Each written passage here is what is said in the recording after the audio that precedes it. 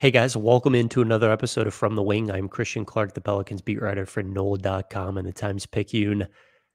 Nice Sunday in New Orleans. I'm headed out to Jazz Fest later today. Going to get a little soft shell crab po' boy in my life. I might get a little duckin' and dewey gumbo going. I've never tried the crawfish bread, so I think I'm going to have to get a little bit of crawfish bread too.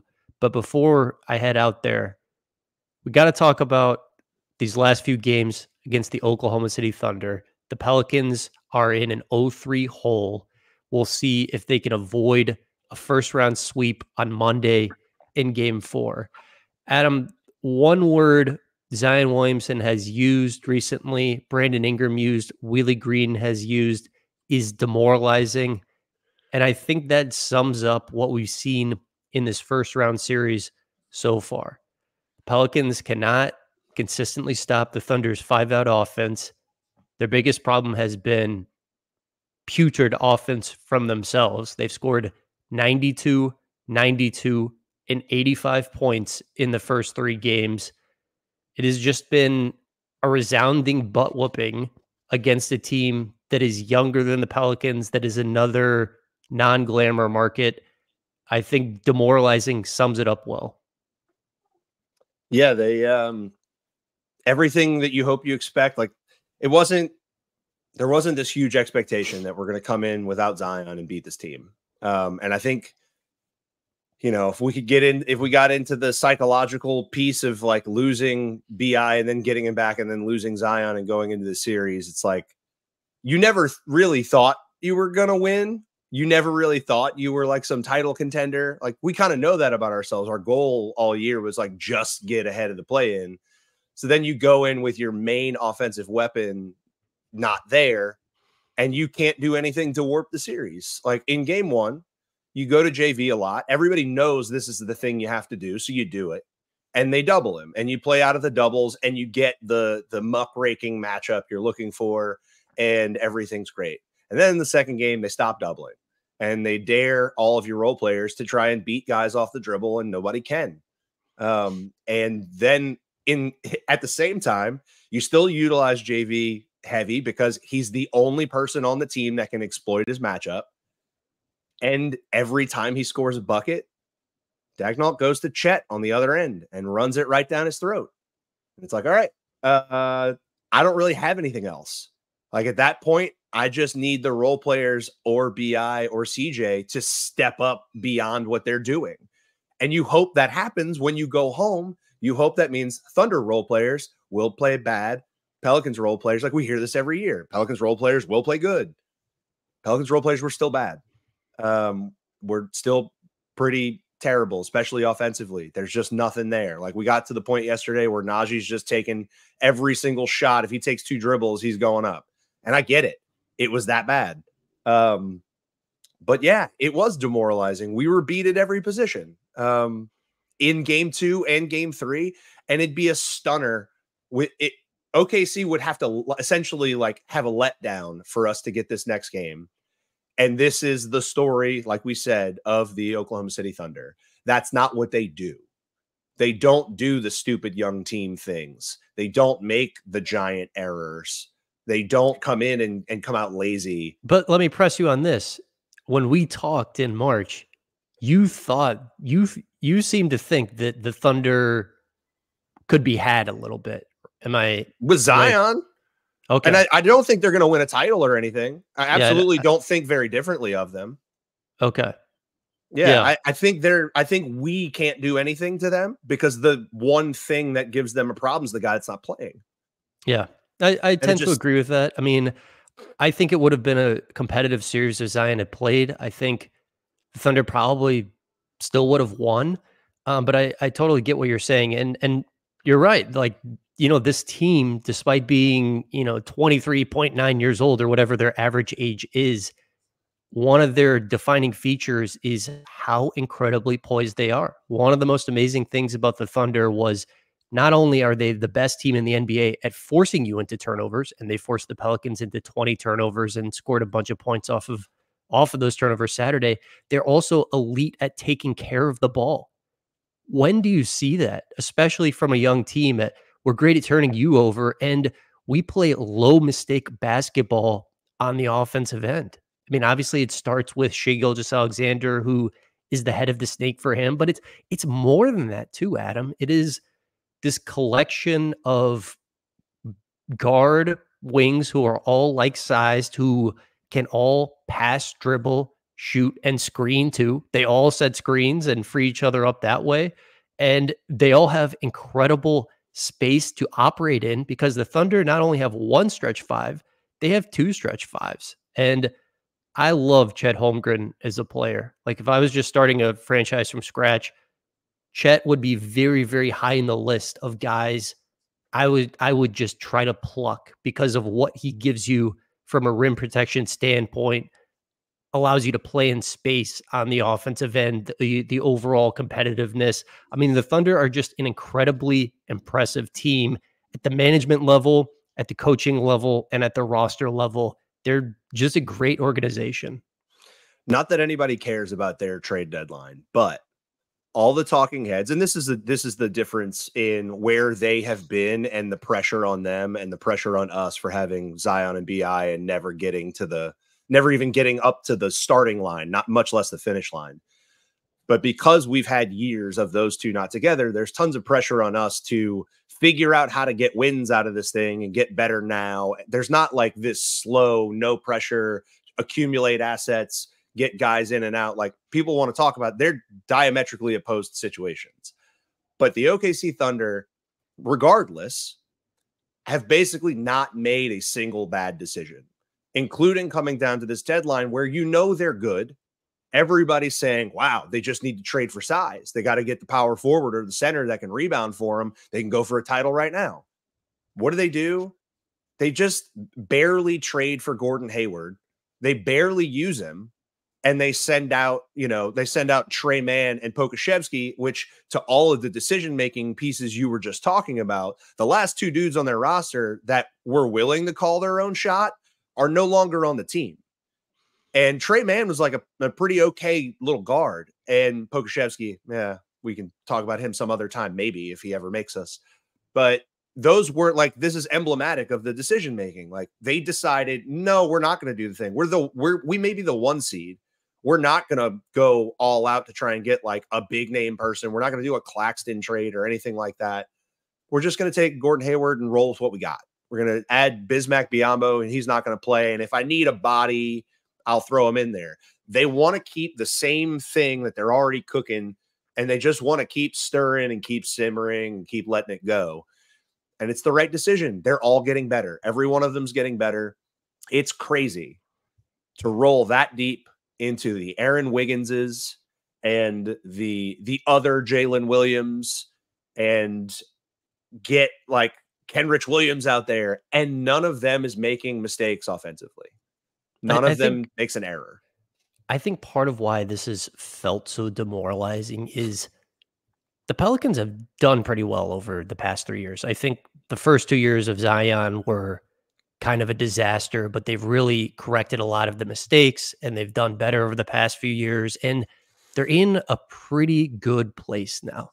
The Pelicans have gone to college and they just started their career as an accountant. It's just, they have a brother in the Oklahoma City Thunder who freaking finished, top of their class in high school, and they got a full ride scholarship to college. And now they just got a job at NASA. It's like I'm doing pretty good. I'm pulling down 90K. I'm dating a nice girl, but my brother is a freaking astronaut for NASA and he's dating a supermodel. Like, I think that's why it feels so bad. It's just like you see someone in a similar situation to you.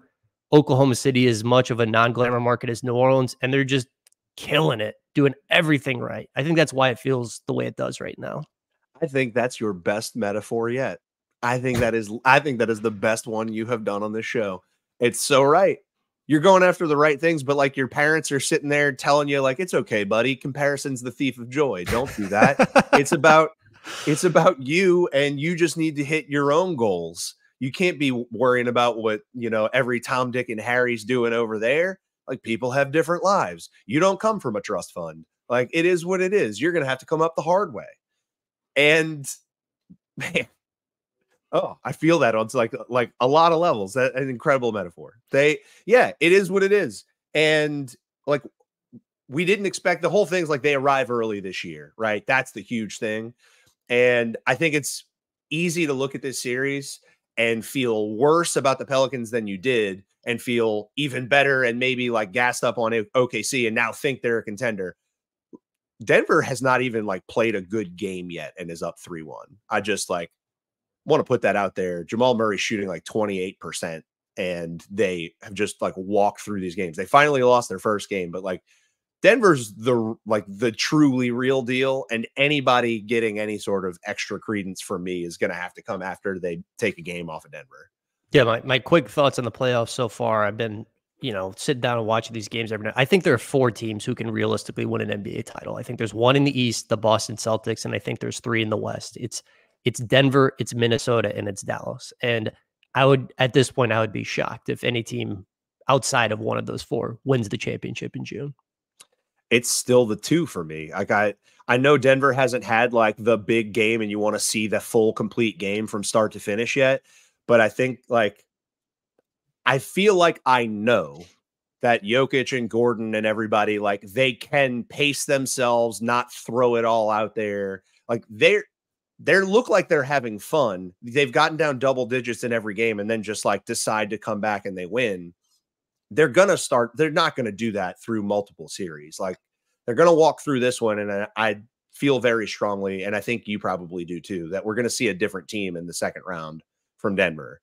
And then like everything we've thought, them in Boston, but Boston's an interesting thing to me because they are essentially the most glowing, sparkle covered math problem in the NBA. Like they are a very specific thing that they're just going to keep doing. We have all these guys that are an embarrassment of riches and we're going to shoot a ton of threes and we're going to defend. And that's how we're going to live. We're not going to challenge you in other ways. If the shots don't go down, we might have trouble. It's hard to believe in that. Like when it comes to if they get to the finals against Denver, it's going to be really hard for anybody to look at the Celtics and be like, yeah, I'm going to sell myself on that. Like maybe it's a 7-game series. Anyway, it'll be interesting when we get there. And I just think Denver's going to wake up and embarrass people. Okay. I mean, not a ridiculous opinion. Look, my number one takeaway from this series has been how badly Brandon Ingram and CJ McCollum have struggled. And it hasn't just been them. Like Jose Alvarado has given the Pelicans nothing. It's not just those 2, but I did expect more from the 2 $30 million a year players the Pelicans have active. It's been shocking to see, Brandon and CJ struggle the way they had after both had, pretty nice regular seasons. I think I am more surprised that Brandon has struggled to the degree that he has than CJ, just because I think this is a really, really tough series for small guards. And CJ has missed some makeable ones, but the Thunder are just one of these teams that can absolutely destroy small guards. So CJ and Jose not having great series, I kind of get it, but I have to be honest, I did not see this series coming from Brandon Ingram. And when I examine why 2022 and him looking fantastic in the Suns in that first round series looks so different than now, I think you have to, first of all, you have to say that Ingram is coming back from a left knee injury. And, in 5 of the 6 games he's played, has not played great, and the rhythm looks a little bit weird. He did play really well against the Kings and was moving well. But I think the other thing you have to say is the Thunder are much better equipped to stop Ingram than the Suns were 2 years ago. They've got Lou Dort. If you looked at the defenders Ingram was cooking against the Suns, it was Jay Crowder and Torrey Craig. The Thunder not only have like a stouter, better point of attack defender, they also have a much better rim protector. Chet Holmgren was second in the NBA in blocks behind Victor Wembanyama. That Suns team had DeAndre Ayton back there. I mean, the Thunder I know the Suns, if you look at the ranking, were a very good defensive team that year, but the Thunder are just better defensively, specifically to stop Ingram with no Zion. Yeah, and it's like you said, it's very likely that the explanation is the injury, to some degree, like that's figured in some way. But we can't put all of it on. No, clearly, because when you see, you can't see the Kings game and then throw it on the injury, because even if the Kings are a matchup that he like feels really comfortable in and feels like nobody can guard him in and feels like they can't keep up and like everybody's confident that we can beat the Kings, so we're all juiced up, even then you see him run around and make the shots that he made and play like he did, and you're like, okay, the biggest thing is visually, and it's clearly been a frustrating matchup with Dort. Like he has never found any sort of rhythm against him. He can't get him off him. He's not a player who likes to play through contact. And it just like Dort makes you work every single minute of every single possession. He's off ball on top of him. And then because we haven't been able to do anything with the Thunder matchups, like even beyond the individual players that give Brandon a problem, because we can't beat any of the matchups other than with JV, we're not making them do anything outside of their defensive scheme. So every time somebody gets the ball, there's a help defender that's 2 feet away from the ball that if you cut on your defender, like there's help. There's 2 to the ball. As soon as you drive, or if you're going to go up, there's another guy coming. And you never made them uncomfortable. You never made them feel like they had to stay glued to their guys. So it's even beyond Dort. It's knowing that like another dude's coming, even if you do get past Dort. Like Dort may go over the top and somebody may cut underneath. The Thunder got to execute in both ends exactly the way that they wanted to. And it was hell for us. And like you said, CJ, not a shock. Look at every single matchup we have ever had where he is the primary initiator for half or more of possessions, and you have aggressive point of attack defense.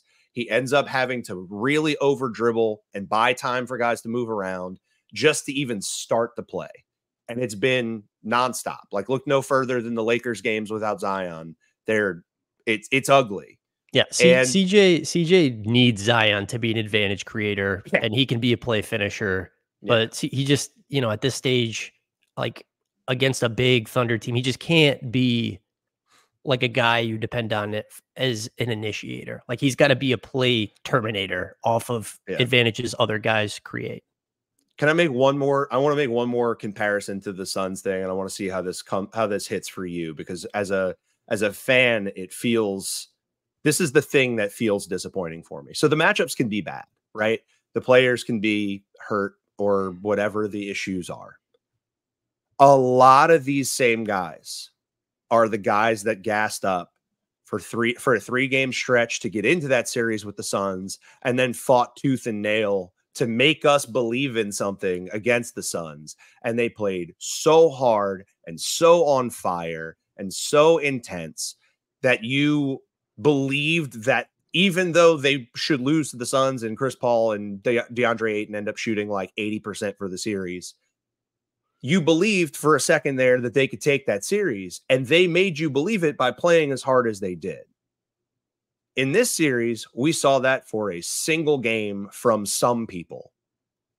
And the rest of this series, it just has not existed. This game yesterday, and part of it is BI, like, I don't know what to do with the fact that BI takes a setup dribble and transition every single time against Dort and lets him get a base and doesn't try to run past him. Because if you go watch that Sun series, the thing about BI is he decided immediately what he was doing every time he touched the ball. He played, like when we talk about force, when you say one of these generic terms that everybody likes to say, BI played really, really aggressively. He was downhill in that entire series, getting to spots. He felt like he was just in it. And we expect that from him now because we've seen it a few times. Not once during this series has he played with that level of aggression, other than maybe like 2 possessions in the third in game 2. And you then see it from everybody. Like I'm watching last night and, Jose comes off after his second to last rotation, goes right to the end of the bench, throws his hood on, shoves a towel over his face. I'm like, it felt like they quit. It felt like they knew they were beat and like they just rolled it up and are ready to be done. Like Chuck ain't wrong. It sounds like they're headed to Galveston. Man, as someone whose parents used to pack up the Suburban and drive to Galveston for spring break, I really enjoyed that bit. I mean, we used to make the 7-hour drive from Dallas, go to Galveston, fish off the pier, build sand castles during spring break when I was in high school. That was a really good joke by Charles Barkley, and I'm impressed that, he knows Galveston like that and understands what it is. Look, you I think you made a good point there. Like the conversation about Ingram, like I feel like the people who love him and the people who don't like him, it often is like a discussion about math, right? It's like he shoots too many mid-range jumpers.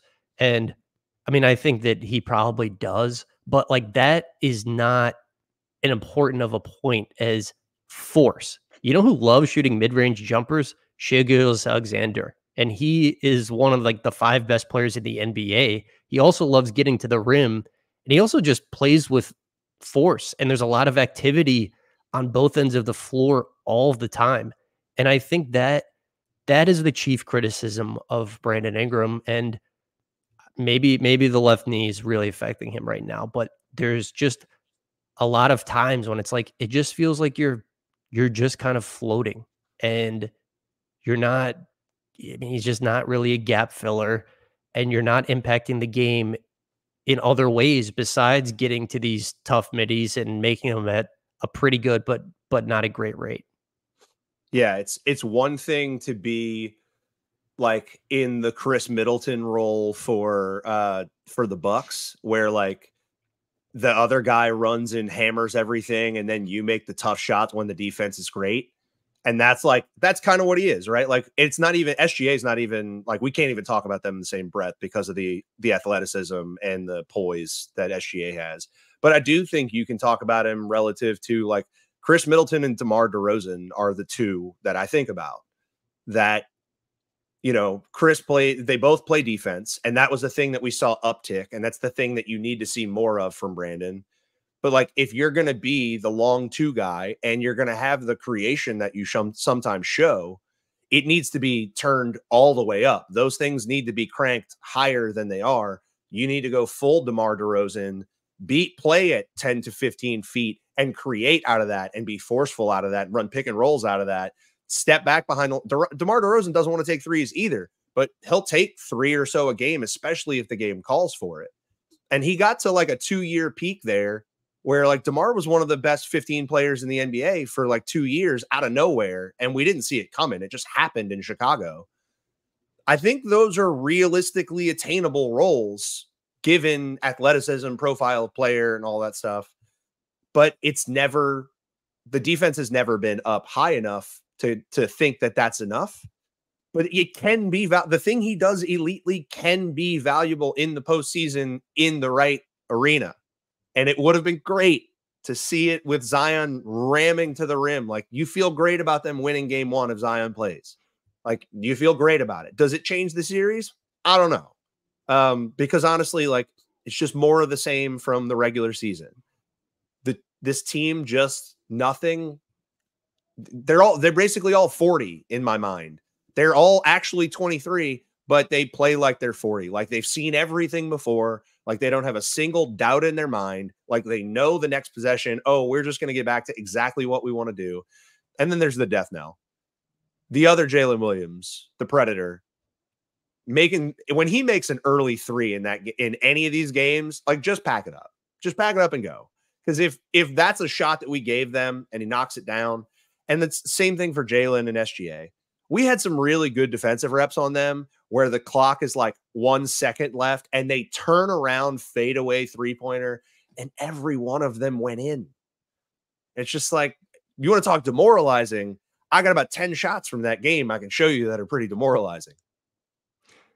Can we play a quick, maybe uncomfortable game of Would You Rather real quick? And I'm gonna ask them to you. No. And I'm not gonna answer these just because I don't want the stands to yell at me. I'm not gonna give any opinions here. Can we play a quick game of Would You Rather? Sure. Hurt me. All right. Let's say you just had to pay $30 million to one of these 2 players. I'm going to present you with some scenarios just for next year. For next year, you have to pay $30 million to one of these 2 players. Who would you rather have? First one, this one's obvious. Shai Gilgeous-Alexander, Brandon Ingram. Shai Gilgeous. Okay. Jalen Williams or Brandon Ingram? Jalen Williams, not hard. Chet Holmgren or Brandon Ingram? Chet. And I'm not giving any answers here, but I think this little exercise just tells you a lot about where the Pelicans are right now. I mean, it's just really unfortunate. Oh, that hurt. That hurt. And, I didn't want to do the Chet one, but Chet would be such a phenomenal fit. Like the whole thing with him, everybody's like, oh, he's slow. But if you watched him play at Gonzaga, like he is deceptively great with his feet. He's never in the wrong place. And like we baited him into like some bad shots in the paint. He doesn't take them. He will turn around and he'll just kick it back out. Yeah, all of their players are so smart. Like they've got to be up there with any team and just like collective basketball IQ, 1 through 8 in their rotation or whatever. Like they all are just such good decision makers. Many of them are such efficient offensive players. But look, the Pelicans it's going to be a really interesting thing this offseason and how they decide to rejigger the pieces around Zion Williamson. I could see them making a lot of moves. I could see them like just running it back with a different center. But we'll have plenty of time to talk about that. But I do want to tee up at least like in terms of expectation for those who are blowing it up this summer and saying everything's going to happen this summer. Just realistic thing to keep in your mind. It's really, really hard to say that any team in the entire NBA is going to move 2 of their primary starting 5 in the same window. So we've been after the center now for 3 windows where we could have made trades and we have struggled to do so, but we've tried. And there's this other question. Clearly they don't have a starting center for next season. They do not have one. So that's going to be a thing. What you want to do with Brandon and your fears of his extension and everything like is another thing. But I would just say, keep in mind that it is very, very hard to say you're going to change 2 members of your rotation, especially when you won 49 games. Look, we're gonna have all summer to talk about this, so I don't want to like go too deep in on it right now. I think one of my other notes from the series in this game specifically is, something I alluded to earlier. The Thunder have a way they want to play on offense. And a lot of that has to do with we want to have our dribble drivers be able to operate in incredible space. And I think that's one of the biggest differences between the Pelicans and the Thunder. The Pelicans, have like one of these guys who's up there in terms of drives per game in Zion. The Thunder have that guy in Shai. Like, look at the difference in space that Shai plays in versus the space Zion plays in when he's out there on the court. Like the Chet above 40% from 3, Jalen Williams, the center, another guy who can step in there and knock them down. Like when I just look at these last 5 years, I do think one of my biggest criticisms of the Pelicans front office is like, it was obvious what type of player Zion was coming out of college. Like it was really not hard to figure out that he's going to be a guy who lived at the rim and needed to play in space. And you've seen Giannis Antetokounmpo and how his career has gone. And it's like, just use that as a model. And the closest thing the Pelicans have had to a stretch 5 in Zion's career is Nicole O'Malley. Wow. Do you disagree? Drop the mic. Yeah. No, I don't. Yeah, that's incredibly unfortunate. And like we said, like you're now past the point where, we've talked about each of these deadlines that has passed and what was available at the time. And I don't think either one of us feels great that they had a realistic option. Like these were situations they were going to have to pay mightily to get an actual 5 in there, unless we can rewind time and put Miles Turner at the 5 3 years ago. Like that, realistically speaking, the opportunity hasn't been there unless you wanted to give away like 3 first-round picks to do it. But now you don't have any time. You don't have a starting five. There will not be an ideal situation. The only thing you can hope is that awful Cleveland Orlando series that has gone two slaughterhouses versus two slaughterhouses, that somewhere in there somebody feels bad about a center. And you can just pluck one out of there. And it really doesn't matter what the price is at this point. Like, you don't get to, like, whatever that extra asset is to get the deal done, you don't have any ability to be like, no, we can't do this. We have another option. Like, what are you going to do? Throw $15 million a year at Isaiah Hartenstein and hope for the best? Like, there's not a lot out there. So it's got to happen. We are at rip the Band-Aid off time. Zion has done things this year that suggest to me, that feel right, that feel to everybody like we have taken like a professional step forward, that he has done some face of the franchisee things.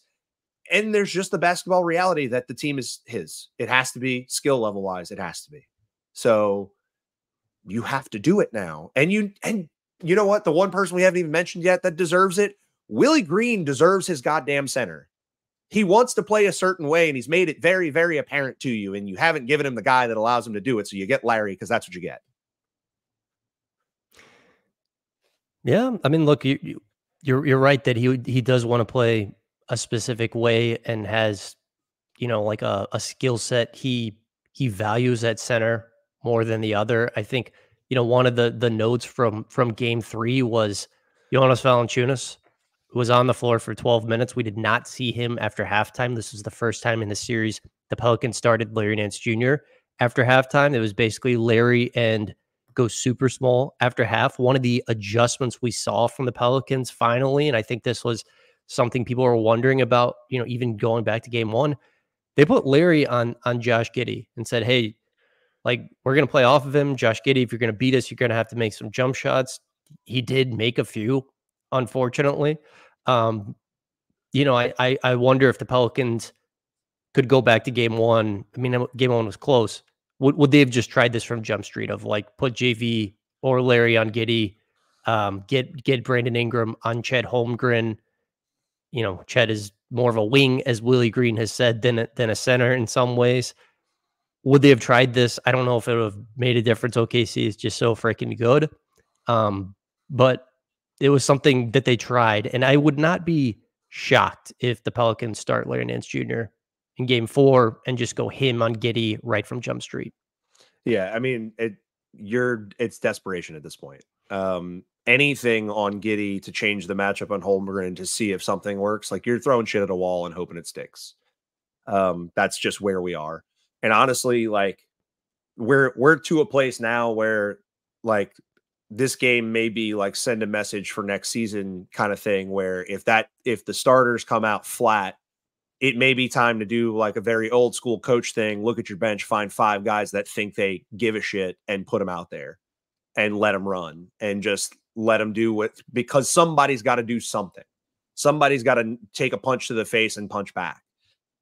And if that means for all I know, that's Dyson and Jose and Hawkins and whatever, like, whoever can stand up to them and show you something deserves to be out there, because so far, not many people have earned their place. Yeah, man, it is. It's just been dark. It's just been such a thorough butt kicking that I'm like, I don't know what all I have to say, because it's just like you have just been beaten and outclassed in literally every facet of the game. I mean, it just kind of feels that way to me. In a very basic way, like, when you're in the playoffs, you are trying to make the defense do a thing it doesn't want to do, so that it then has to change how it operates. And that's like, you find those crevices, and that's where you execute. We have only had one singular action in this entire series make them do something they didn't want to do. And it was the early high utilization JV post-ups. And then in game 2, they took that away, and there isn't anything else. Nobody else is beating anything and drawing a double or drawing help. And it just, yeah, that's why I can't even say like what the series would have looked like with Zion, because everything would have been upside down defensively for them covering him. And Yeah. so they would have worked a lot harder on both ends having to deal with him. And we have not moved them around on defense at all.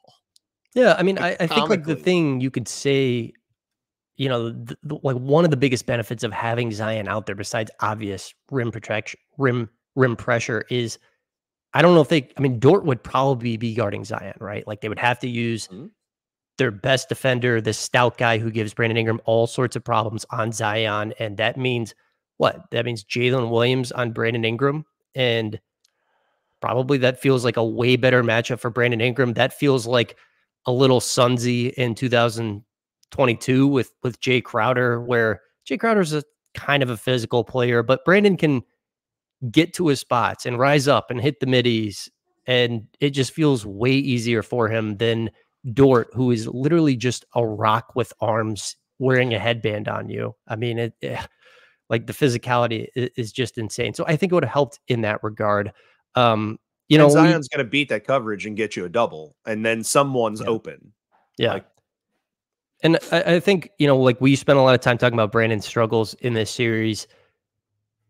Like that, one of the differences between him and CJ is, I mean, CJ has been breaking everything and he's been really bad. And he had 6 turnovers in this game where, a lot of them occurred in the third quarter, which was just a disaster when the Pelicans had 8 turnovers. But like one of the differences I see is, look, CJ's just going to get him up, rain or shine. And like, he's going to be aggressive and he might have some really bad shooting performances. But that's one of the differences I see between him and Brandon Ingram. It's like, CJ's going to get the attempts up, and like right now, Brandon has not even really gotten the attempts up. Like that's been one of the weirdest parts of all of this, is just seeing like Brandon not go out guns blazing, I guess. That feels like a difference between Brandon and CJ, who, both have been bad, don't get me wrong, but Brandon is not going out guns blazing to me. yeah, I also think just like looking at where Brandon was catching the ball and how they were running those possessions, there was not a lot being done. Like, so BI, if he carries the ball up, Dort's got him above half court. And so he's got to work all the way down against Dort. So he's got to gain 15 feet. Dort's getting the ball out of his hands by half court. And then in the possessions where he doesn't have the ball and CJ starts or Herb starts with the ball, they try to get him a catch at the elbow or something like that. And Dort is like up in him. And if he can't go in the first 2 steps, like he really has to get rid of the ball. So like they just kind of did a great job getting the ball out of his hands. Like he had it in a lot of bad situations. And then last night, they had some stuff where like he's open in the corner, but everybody didn't see it. And he was like looking, like had his hands down, was set, ready to shoot, including I think it was maybe the last shot of the second half where CJ drives right. And then I think Larry ends up taking like a fadeaway 3. That Brandon's in the opposite corner, bent over, hands forward, ready to shoot. And he just never even got glanced at. So they just didn't find a single successful rep for the guy. But yeah, I agree. He could definitely be more aggressive in that game yesterday. It didn't even feel like there was anything they could do to get him. Like saying space is like betraying it. Like a breath that doesn't hit Lou Dort in the hair. Cause he's tiny, but like he just got mugged, man. Like let's just be honest. He's not an A+ ball handler. He is not a through contact shooter. He is a set shooter that wants to get both feet down, have his full rise, and take a shot. And the only way for him to do that in this series has been to do it the hardest way possible. The baseline fadeaways, the step back elbow stuff. And some of them went down and some of them didn't. But that's not the way you need it to go. I believe CJ is 5 of 22 from 3 in this series. I mean, it does feel cruel because CJ was so good on that West Coast road trip, which, gave the Pelicans life again and allowed them to get to the point where they nearly clinched the playoff spot. I don't know. It's just been a bummer ending to what I thought was overall an excellent regular season from CJ. And, I see a lot of people. It's like, look, the trade BI stuff is like, it's going to be out there because he's got 1 year left in his deal and you just have to make a decision. And I'm not getting into it one way or the other right now. But I also see people like, well, trade CJ. And it's like, I mean, is CJ a great player? Is he ever going to be an all-star? No, he's not. He's not. But he can make a lot of threes.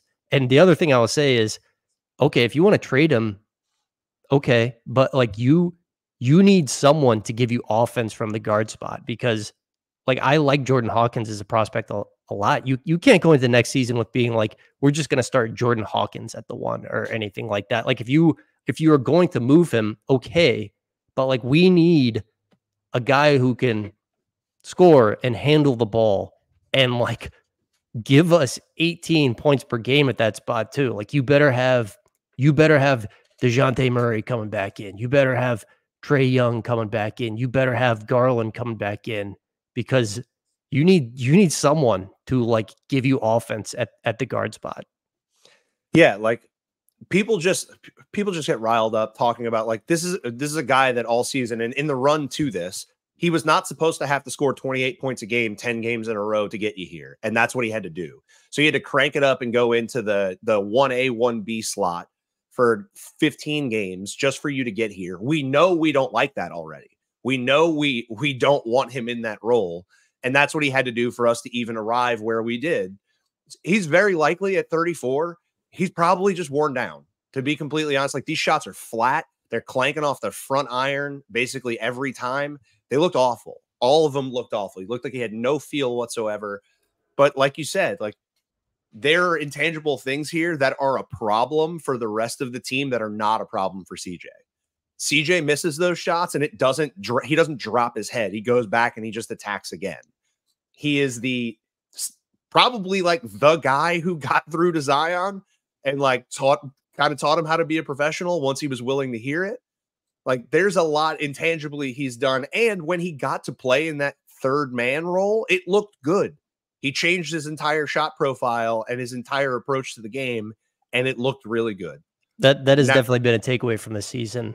CJ is the third guy. Yes. CJ is the second guy. No. CJ is the first guy. Absolutely not. No. We saw the second half against the Spurs what CJ number 1 option looks like. Yeah. Look, I don't have very many positive things to say about this. Though, like maybe the one of the few things I have to say is hat tip to Larry Nance Jr., who I thought competed in this game. And like when he had positive plays, he was trying to rev up the crowd. And to me, he just looked like a guy who was like really trying and giving good competitive effort in less than ideal circumstances when frankly it looked like some of the players around him just wilted a little bit. So, you know, I do admire Larry Nance's competitive spirit. I think he is like a guy who is a great competitor, and you know, it's not always ideal to have your center be 6'7". He's done a lot of good things for the Pelicans over the past few years, but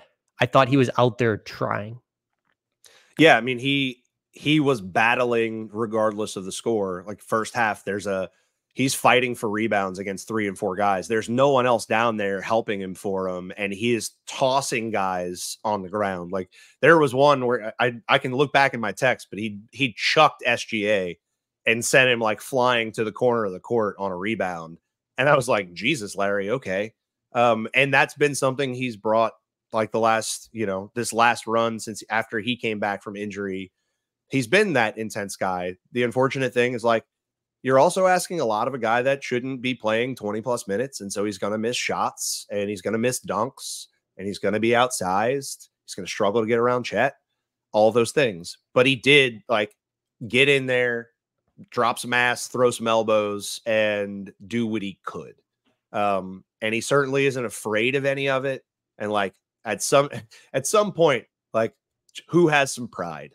And like him and CJ are going out on their shield. It's ugly and it's bloody, but they're going out on their shield. Everybody else, I don't know. Can the Pelicans win game 4? Is this a sweep, or you think this is going back to OKC? I mean, I think it's a sweep because the thing that you would expect is like the thing you're going to ask of the Thunder is that they do the thing they never do. And they get gassed up they read their own headlines, get gassed up, and they're like, we're walking to a series win. So they come out, you know, slow and tired and lame and run crap offense and don't defend. They haven't done that all season. and they haven't done it in this series. They haven't taken a single possession off ever. So yeah, no, I think they're just going to come out and want to put their foot on your neck and beat you at home and embarrass you the same way that we did to Portland in 2018. That would be my prediction as well.